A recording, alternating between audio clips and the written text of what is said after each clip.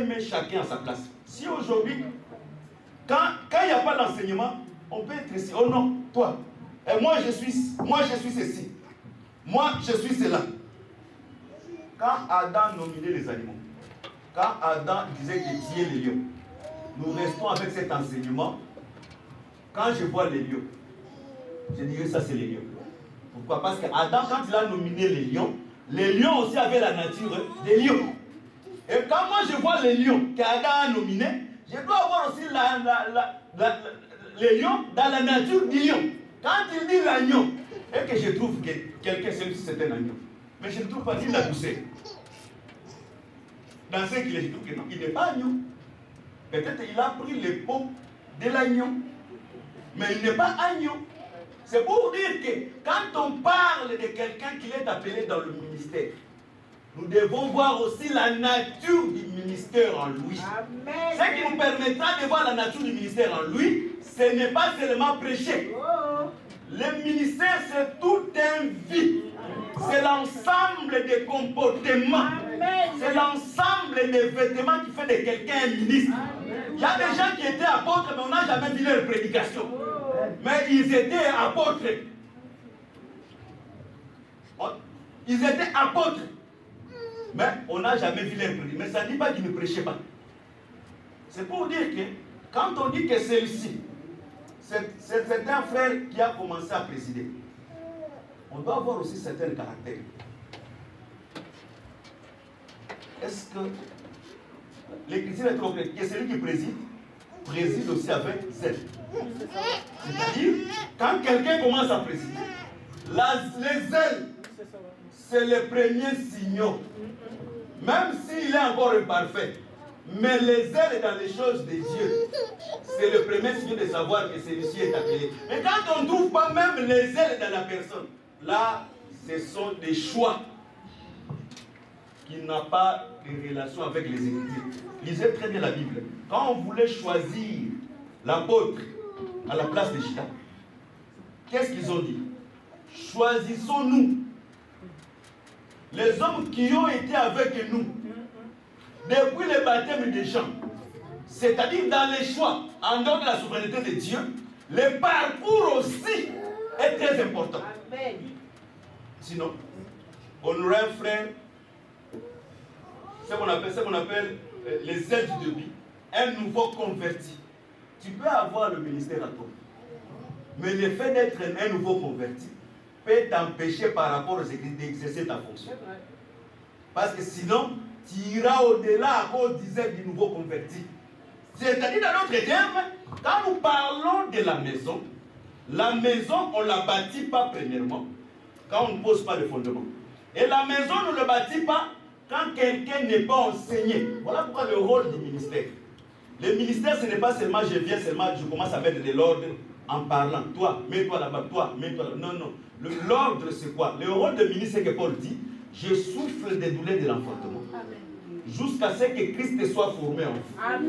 Le rôle du ministre, c'est quoi? Quand il est en train de prêcher, que la maison que nous appelons Christ soit construite dans la vie de la personne. Amen. Parce que quand la maison est construite, la personne a toutes les solutions. Un homme enseigné, il a toutes les solutions. Je prends un peu la maison ici. Je prends la maison physique qui a été construite en Israël.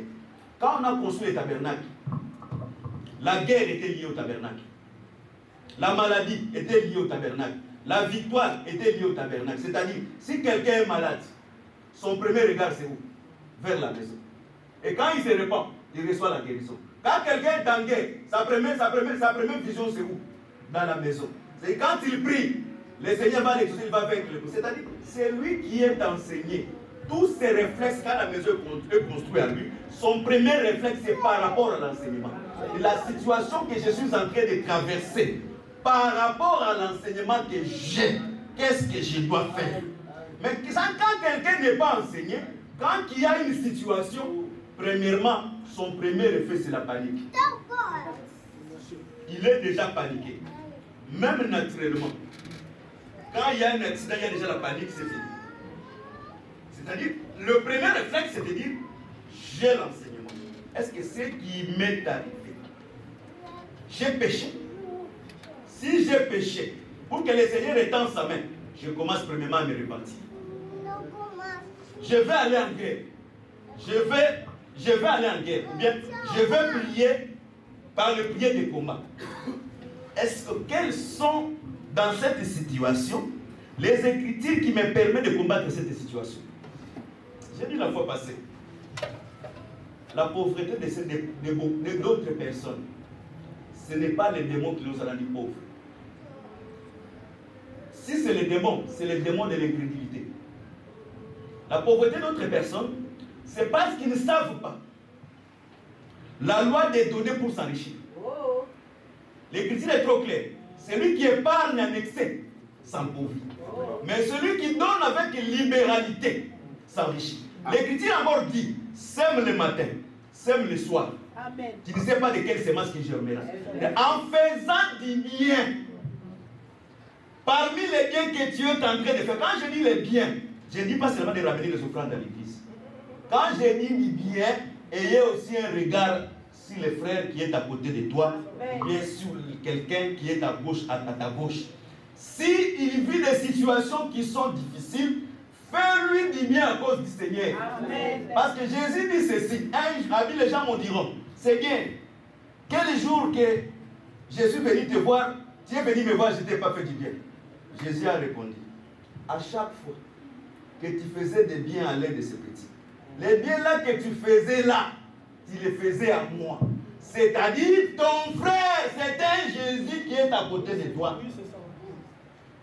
Si tu veux faire les biens à Jésus, tu ne verras pas Jésus comme ça. Amen. Jésus que tu veux faire les biens, c'est ton frère. C'est ça. Que le Seigneur bénisse. Voilà pourquoi l'enseignement, comme étant la maison, est très important. Quand maintenant l'enseignement est construit dans la maison, Dieu vient seulement protéger dans notre vie sa maison. Quand sa maison est construite en toi, c'est à ce moment que Dieu va mettre les balistrades. Dieu va clôturer. C'est à ce moment que le nom de l'Éternel sera un tout fort. Imaginez, je prends une écriture je vais terminer parce qu'on va prier pour les enfants. Ils vont débuter l'école, je crois bien demain.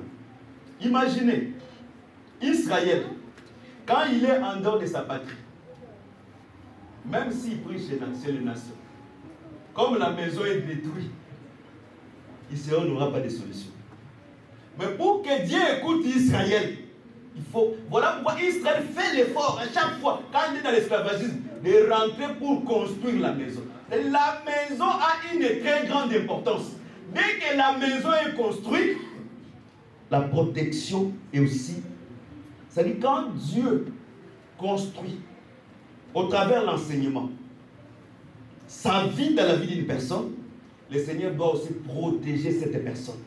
La personne est protégée non parce qu'il est spécial, mais la personne est protégée parce qu'une portion de la divinité est installée en lui. Amen. Oh, comme une portion de la divinité est installée en lui, nous comme étant les sacrificateurs, nous vérifions chaque ustensile que la personne est en train de porter. Voilà pourquoi nous avons la maison comme étant l'enseignement. Nous avons aussi la maison comme étant l'ensemble des peuples. Tels que nous sommes, chacun de nous c'est une partie de la maison. Quand nous nous réunissons, nous formons aussi une maison. Voilà pourquoi un vrai chrétien, un vrai frère, ne peut pas manquer à une convocation solennelle. Parce qu'en sachant que, tel qu'il est là, il a une partie des ustensiles. Si cette partie n'est pas, le culte ne sera pas complet.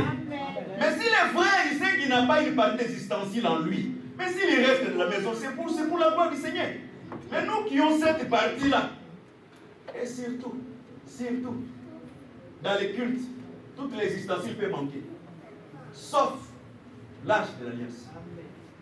L'arche, c'était le tout du tabernacle. Les autres parties peuvent manquer. Mais l'arche, lisez la Bible, quand la maison était à Silo, il n'y avait pas toutes les ustensiles. Mais l'arche était là pour faire les cultes. C'est-à-dire, le ministre, sa première pensée, c'est les cultes. Mais ça peut arriver, comme étant un homme, dans cette situation. Parce que la grâce, c'est vivre dans la bonne conscience. Quand je ne viens pas avec ma bonne conscience. Mais je sais qu'un enfant de Dieu, pour l'ordre dans le marche, il ne peut pas manquer. Parce que nous tous, Voilà pourquoi Israël était à la fois un peuple. Mais Israël aussi est à la fois une maison. Voilà qu'on appelle la maison d'Israël. Même dans le rétablissement, parce que moi je crois à la prophétie. Si Israël va reconstruire le temple là, ce n'est pas par rapport à la parole. Mais par rapport à la parole, il n'y aura pas une troisième temple. Parce que chaque Adam c'est une temple. Nous avons le premier temple qui est le premier Adam, qui a été détruit à la croix. Et nous avons le deuxième temple et le dernier qui est la personne de Christ. Il n'y aura pas une troisième temple. Pour dire que quand on dit que la désolation et l'abomination vont s'installer dans les lieux très saints, ce n'est pas une temple physique comme ça que l'Antichrist va s'introduire. Mais quand la Bible dit la désolation va s'introduire dans les lieux très saints, dans les lieux saints, la Bible veut seulement dire l'Israël comme étant un peuple. Parce que la Bible dit quand Israël s'éloigne des peuples barbares, Israël devient son domaine et Juda devient son sanctuaire. C'est-à-dire, Israël, les jours qui va se séparer avec les alliances qu'il a fait avec les nations, Israël deviendra le temple dédié, le peuple dédié. Et l'Antichrist s'installait à Jérusalem. Et que Israël croit qu'il est Dieu. C'est ça la désolation et l'abomination. Ça ne sera pas une temple physique. Parce que les Écritures ne faut pas se contredire. Jérémie dit ceci. On ne parlera plus de l'âge de l'alliance. L'âge. On ne fera pas encore et aussi un autre. C'est-à-dire, quand l'arche physique disparaît et que Christ devient l'accomplissement de l'arche, on ne peut plus faire encore un âge physique. C'est pour l'arche aujourd'hui, c'est le ministère de la parole. Là où il y a le ministre, Christ est là-bas comme étant là. Voilà pourquoi les ministres est le signe de l'alliance. Là où il n'y a pas de ministère, il n'y a pas aussi l'église. Si le ministre a seulement 3 personnes, lui il les prêche, c'est une église. Amen. Mais si les gens sont 100, même si les gens sont 1000, si le ministre n'est pas là, ce n'est pas l'église. Amen. Amen. Amen. Amen. Quel est son ministre? Parce qu'on ne peut pas se rassembler sans le sonner de la trompette. Et c'est lui qui sonne la trompette pour le rassemblement, c'est le ministre. Quel est son ministre? Voilà pourquoi le rôle quand nous prêchons ici, c'est que la maison soit construite dans la vie de mon frère et la maison soit construite dans la vie de ma soeur. Oh, quand la maison est construite, on aura les chandeliers. Quand la maison est construite, on aura les tables de paix de proposition. Quand la maison est construite, on aura l'autel des holocaustes. Et quand la maison est construite, c'est la maison qui va appeler la prière. Tu ne peux pas savoir prier si tu n'es pas enseigné pour prier. Amen. Beaucoup de gens prient, mais comme ils ne sont pas enseignés, ils ne savent même pas comment prier. Donc la prière n'a pas ni la tête, ni la tête. Donc il est tenté seulement. Beaucoup de gens croient que quand ils parlent beaucoup, c'est à ce moment qu'ils prient. Voilà pourquoi attention avec les multiplications de la parole. Voilà, merci. Quand on prie, l'enseignement, c'est l'enseignement qui oriente la prière. Je prends un exemple et je vais terminer par ici. Un jour, Jésus guérit l'aveugle-né. Quand il guérit l'aveugle-né, le pharisien dit non, c'est un péché. Mais l'aveugle-né, comme il avait la connaissance, il était enseigné. Il dit, il est écrit dans la loi qu'un péché ne peut pas faire de telles sortes de miracles. C'est-à-dire, il y a certains miracles, même dans la nature comme ça, il y a des miracles que les gens peuvent faire. Mais il y a des miracles que les péchés peuvent t'empêcher de les faire. Parce que ce sont des miracles. Quand quelqu'un est enseigné, il va, même l'orientation de la manière qu'il va prier, par rapport à la manière qu'il est enseigné, c'est ce qui orientera aussi la volonté de Dieu. Quand quelqu'un n'est pas enseigné, il gêne. Je gêne. Arrivé au 3e jeûne, j'ai entendu le résultat, il n'y a pas de résultat. Peut-être la personne peut voir que je n'avais pas prié. Pourquoi? Est-ce qu'il y a le péché qui m'a empêché? Non. Le Seigneur, il sait la prière que tu as faite. Le Seigneur sait pourquoi, peut-être il a répondu d'une autre manière. Je prends un exemple pour terminer. Dieu a demandé à Salomon, demande ce que tu fais. Salomon a demandé à Dieu la sagesse. Salomon a demandé à Dieu la sagesse. Maintenant, Dieu, comme étant lui-même enseignant de sa propre parole. Qu'est-ce dit la sagesse? La sagesse dit, la sagesse du pauvre a été toujours mépriser. Mais Salomon n'a pas demandé la richesse, il a demandé de la sagesse. Mais Dieu, dans sa souveraineté, il dit, si je lui donne la sagesse, et que je ne lui donne pas la richesse, si je lui donne seulement la sagesse, et que je ne lui donne pas la richesse, sa sagesse sera méprisée. Mais pour que la sagesse que je lui ai donnée soit réellement la vraie sagesse, je lui donne aussi la richesse. Tu peux demander à Dieu quelque chose. Si tu n'es pas bien enseigné, quand tu es bien enseigné aussi, tu diras après ta prière, Seigneur, que ta volonté soit faite. Peut-être ce que tu as demandé, le Seigneur dans ses calculs, il a vu qu'il manque ça. Il manque ça, c'est-à-dire ce qu'il a demandé, pour que ça soit vrai. Il faut que je prends aussi, comme il a demandé la sagesse, je prends aussi la richesse, je lui donne. Voilà pourquoi quand quelqu'un venait pour écouter la sagesse de Salomon, Salomon n'avait aucun complexe. Parce que quand il venait trouver les hommes, parce que s'il peut y avoir des hommes riches sur la terre, l'homme riche que la Bible a témoigné, c'est Salomon. Salomon, quand il vient, il vient seulement pour écouter la sagesse. Pourquoi? Parce que derrière la sagesse, il y a la richesse, il y a l'incapacité de mépriser la sagesse de Salomon. Dans d'autres termes, l'évangile que nous sommes en train de prêcher, pour que cet évangile soit vrai, il faut que l'évangile aussi soit accompagné de la richesse. Quand je parle de la richesse, je ne parle pas seulement de finances. Même le don du Saint-Esprit, c'est une richesse pour cet évangile. Même le fruit du Saint-Esprit, c'est une richesse pour cet évangile. Il faut que quand quelqu'un vient, il écoute la parole comme la sagesse, mais il est venu avec son problème. La richesse de cet évangile est aussi la capacité de résoudre les problèmes que le frère a. Mais si nous allons prêcher la sagesse sans la richesse, la sagesse sera méprisée. Voilà pourquoi quelqu'un peut venir. Il écoute, oh, c'est qu'il dit là. Ça, ce sont les philosophes. Mais je suis venu malade. Et je suis rentré malade. Je suis venu encore demain malade. Même l'homme qui était dans la piscine de 38 ans. Je l'ai dit chaque fois. S'il a demeuré pendant 38 ans dans la piscine, parce qu'il voyait les autres rentrer et recevoir la guérison, c'est ce qui lui a permis de rester là-bas. Mais si pendant 38 ans, le monsieur, quand il était assis dans la piscine, personne ne recevait la guérison, il allait quitter la piscine. Mais comme il était dans la piscine, il voyait que quand l'ange venait, quelqu'un reçoit, ah, il a reçu la guérison quand même, j'ai l'espérance. Il a reçu la guérison. Ce que Dieu fait chez les autres, c'est aussi une manière de l'édification. Si Dieu bénit, exemple, un frère ici, c'est une manière de l'édification. Prenons l'exemple terre à terre et simple. Nous avons une sœur stérile pendant le mariage, 12 ans de la stérilité, 15 ans de la stérilité. Et que le Seigneur visite cette sœur. Les sœurs stériles qui sont dans l'église, il aura l'espérance. Il dit, ah, celui-ci, il a fait 15 ans. Dieu l'a visité. De la même manière que Dieu l'a visité, Dieu aussi va. C'est ça la richesse de l'évangile. C'est-à-dire, en dehors de la sagesse et l'explication des choses, nous devons voir aussi la richesse qui sont les dons du Saint-Esprit. Pas seulement les dons du Saint-Esprit, mais aussi les finances naturelles, c'est aussi une richesse. Amen. Quel est son ministre? Voilà pourquoi. Je prends un exemple dans la Bible. Le Seigneur, il a guéri un enfant. Il a fait sortir ses parents, et il a guéri un enfant. Quand il a terminé la guérison, il a dit à ses parents, donnez-lui la nourriture.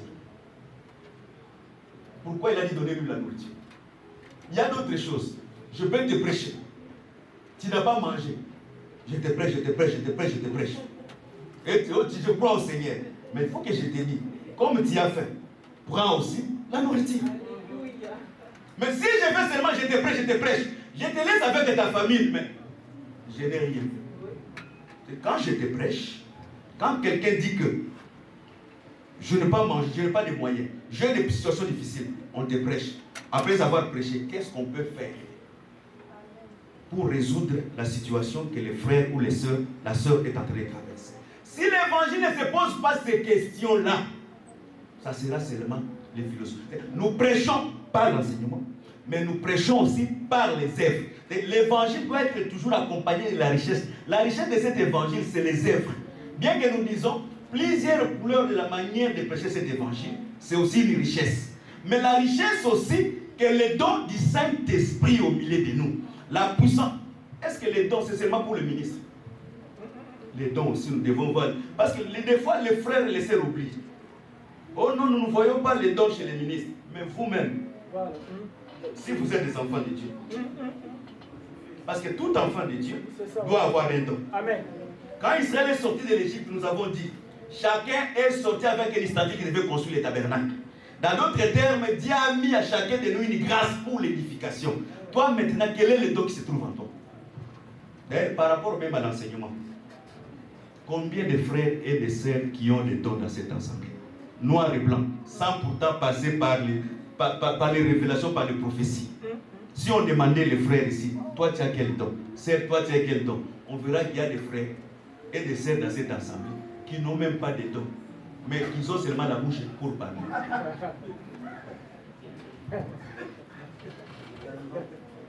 Les dons du Saint-Esprit. Parce que quand quelqu'un croit, il doit avoir un don. Oh, il y a les dons de la guérison, les dons de la miséricorde, les dons de la libéralité, les dons de foi, les dons de discernement des esprits. Même les discernements, mais il peut y avoir les sorciers qui sont ici, qui a déjà discerné par le discernement des esprits avec son don. Il dit que moi j'ai les dons de discernement. Combien de gens qui connaissent les dons qu'ils ont? Si dans d'autres termes, c'est l'enseignement qui permet de faire connaître à quelqu'un, toi tel que tu es là, tu as les dons de la guérison. Toi tel que tu es là, tu as les dons de discernement des esprits. Je prends un exemple sur les dons de discernement des esprits. Nous avons une situation de la délivrance. Il y a quelqu'un qui est possédé par l'esprit de la sorcellerie. Parce que souvent, les sorciers disent des choses bizarres. Oh, je suis en train d'aller, j'ai laissé ma sorcellerie dehors. Je suis en train sans sorcellerie. Nous, on commence à prier. On prie. Mais la sorcellerie que lui, il va laisser ça, il ne s'en trouve pas ici. Mais si quelqu'un a le don de discernement des esprits, il dira non, celle-ci ne dit pas la vérité. Il y a une situation telle. Je parle le vécu. Je vais parler un vécu. On devait prier avec le pasteur Rocher sur un frère. Il avait l'esprit de serpent en lui. Où est-ce qu'il a reçu l'esprit de serpent? Il a couché avec un autre homme. Parce qu'il y a des frères qui couchent aussi avec des hommes. Cet esprit est entré en lui. Maintenant, on a gêné 3 jours à sec avec le pasteur Rocher. On a commencé à prier pour les frères. Pendant qu'on priait, on a prié, les frères tombaient par terre, ils faisaient comme un serpent. On a prié jusqu'à ce qu'on est fatigué de prier. Parce que tu peux prier, tu es fatigué de prier, l'esprit n'est pas sorti. Le pasteur Rocher s'est fâché. Il a dit, mais toi frère, quel est le problème que tu as, tu caches, tu ne dis pas? Il fallait dire parce que tu nous as fait gêner pour rien. Donc nous avons gêné. La Bible dit que les sessions des démons sortent par les jeûnes de prière. Pendant que le pasteur Rocher était fait, moi j'ai dit à ses frères, j'ai dit pasteur Rocher, laisse, on va continuer la prière. Je prie les frères, je suis allé prêcher à Bordeaux, on est parti avec les frères. Je continue à jeûner. Le deuxième jour de jeûne de la prière, le Seigneur m'a parlé que les frères couchaient avec les hommes. Maintenant, moi-même, quand j'ai eu cette vision, je me suis assis. J'ai regardé le frère, il est plus géant que Boris. J'ai regardé le frère, j'ai regardé ma taille. J'ai dit, Seigneur, si j'ai dit à ce frère que j'étais impédé, comment je vais dire à ce frère? Moi-même, je commence à raisonner. Et j'ai pris le courage, comme ça venait de l'intérieur, je me suis assis. J'ai dit, frère, est-ce que tu connais ce qu'on appelle un peu l'homosexualité? Quand le frère se dit, j'ai dit, ah, c'est ce que le Seigneur a dit, c'était vrai. J'ai dit, c'était ça. Il dit, oui, docteur, c'était ça. J'ai trouvé des hommes qui ont poussé leur corps comme étant des femmes. Et je croyais que c'était une femme et que c'était un homme. Attention, vous les prostituées des hommes. Vous allez coucher avec les hommes qui sont des femmes. Et quand on a parlé, aujourd'hui, le frère, quand même, il est à moitié. Il est à moitié, parce que totalement, il n'est pas encore rétabli. Mais il est à moitié rétabli. Quand tu le vois, tu ne sauras pas. C'est pour dire que dans l'assemblée, la richesse de l'évangile, ce n'est pas seulement nous qui prêchons, mais la richesse de l'évangile, il faut que nous voyions les dons aussi dans la vie des frères. Les frères ne peuvent pas parler, c'est où vous n'avez pas le Saint-Esprit.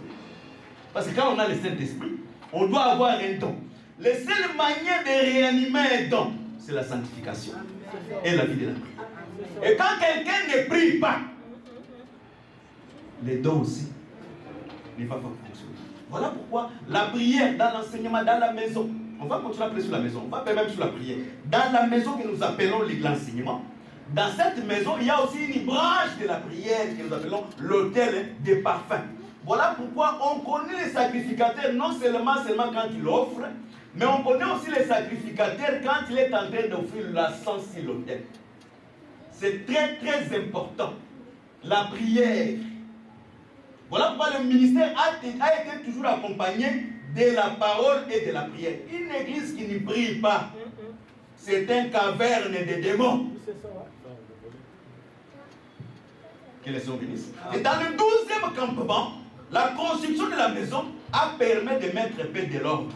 L'ordre de la manière de prier. L'ordre dans la manière d'exercer, même de chanter. Mais il y a des sœurs qui chantent ici. Moi, je ne savais pas qu'il y a des sœurs ici qui sont dans cette assemblée. Ce sont des grands ici. Ils dansent même plus que les danseuses du monde. Mais quand ils sont dans l'église ici, ils sont très mamés. Donc, ils sont comme les prêtresses, comment on appelle les masseurs de l'église catholique. Il est là bien couvert, il est là ordonné. Mais met la musique mondaine chez lui dans la maison. Il croit que le Seigneur c'est ici. Le Seigneur, lui, les gens croient que le Seigneur est ici. Le Seigneur même là où il y a beaucoup d'hypocrites dans cette assemblée ici. L'hypocrisie a couvert la voix de plusieurs personnes. Ils ne sont pas francs, ils croient qu'ils sont francs avec nous les hommes. Non, il faut être franc premièrement avec Dieu. Amen. Amen. Amen. Il faut être franc et conscient avec le Seigneur. Voilà pourquoi Paul dit, je sers Dieu dans une bonne conscience. Amen. Amen. Que le Seigneur bénisse. On se limite ici. Que le Seigneur bénisse. Qui va incliner ta tête dans la prière. Qui va prier maintenant.